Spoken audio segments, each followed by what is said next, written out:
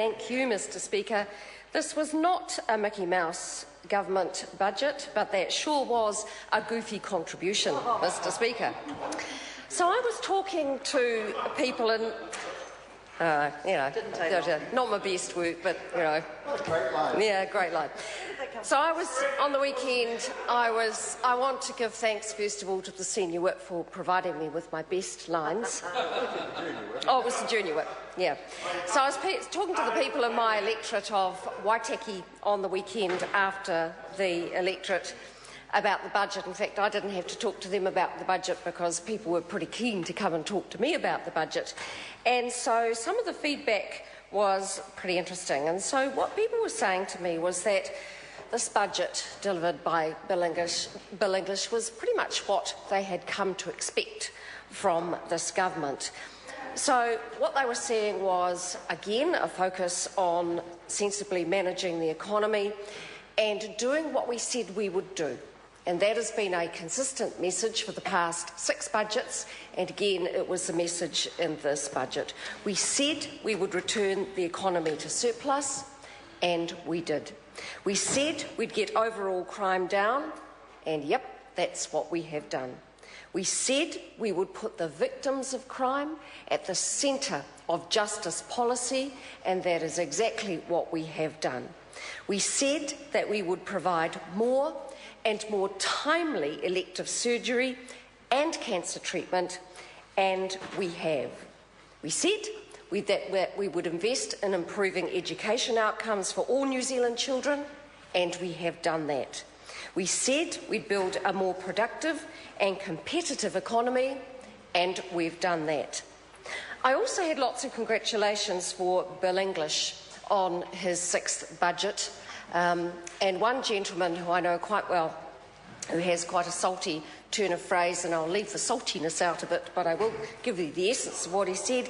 He said, "You don't get a fiery budget speech from Bill English, but it's worth listening to." And so that has been the reaction from my wonderful electorate of Waitaki. And what about Labour? Well, we haven't heard terribly many policy announcements from them.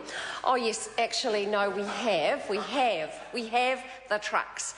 So Labour have announced that they are going to ban trucks in motorways, in any 4-lane motorways. Now, the question I have, and it's just been raised by the Honourable Nathan Guy, is what is the impact going to be on the South Island of this marvellous policy for all New Zealanders on behalf of Labour to ban trucks from 4-lane highways? Well, the answer is there aren't any 4-lane highways in the South Island, and so they don't care about the South Island, and once again they show that they really have no understanding, interest or care for rural New Zealand. And on that note, I want to acknowledge the farming community, which is a large part of my electorate, for being the true backbone of the New Zealand economy. I may be biased, but I hold that view. And the business growth agenda has truly backed them up in this budget. So we are developing new markets. There's $69 million extra for New Zealand trade and enterprise to grow New Zealand's presence in China, South America and the Middle East, and funding for enabling 200 more firms to break into those overseas markets. It's one thing to create the markets, but then the next step, the good step, is to enable New Zealand businesses to take advantage of those opportunities. There's $57 million in contestable funding for science and innovation, and haven't they gone awfully quiet on their shonky R&D tax credit proposals? There's $53 million to establish 3 more centres of research excellence.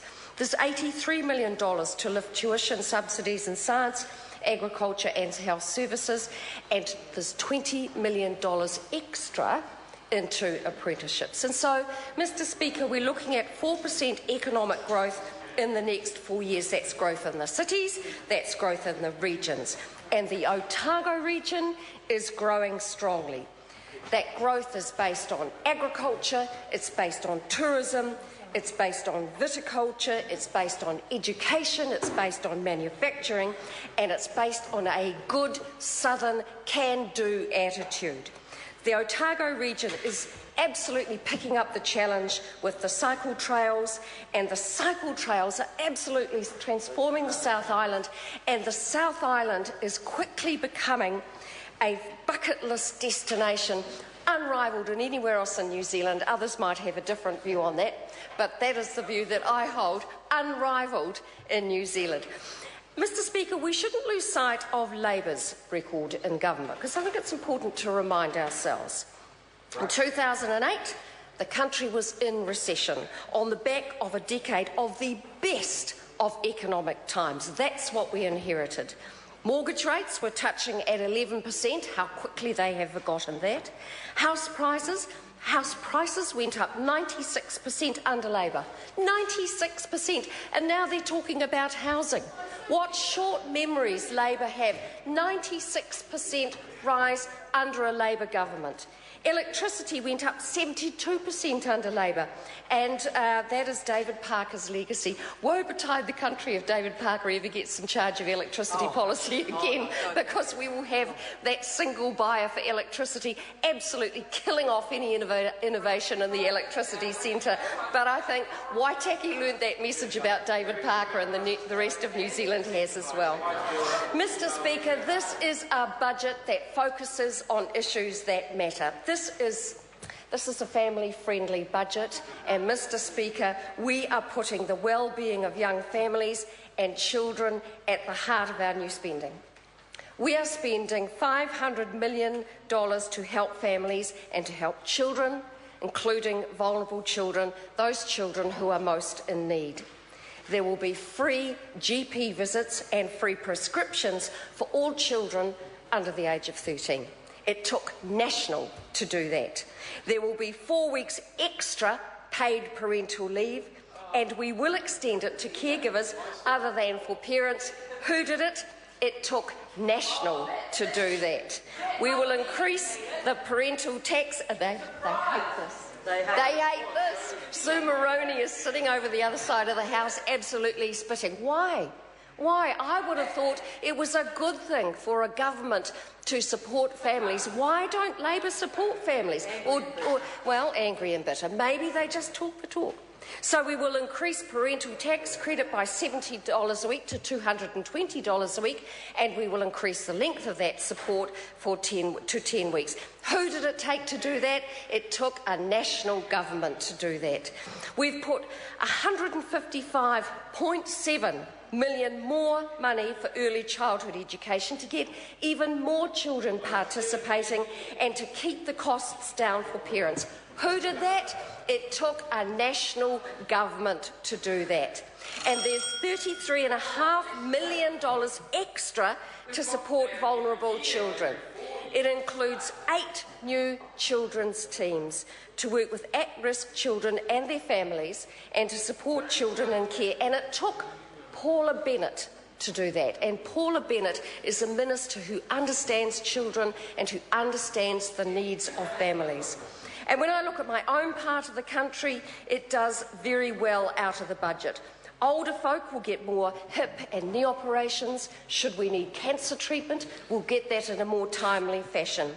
There will be more support for those people with dementia, and there will be a further $20 million for the battle against rheumatic fever and another $6 million for cochlear implants in children. All of those measures will have a good impact on my electorate of Waitaki, as they will for the whole of New Zealand. Mr Speaker, this is a good budget. It is delivered by a Prime Minister who wants the best for all New Zealanders. Mr Speaker, this is a confident budget delivered for a confident country. Thank you. Very good. Sue Moroney. Mr Speaker, I think that speech just proved what we know, that the budget showed that the government is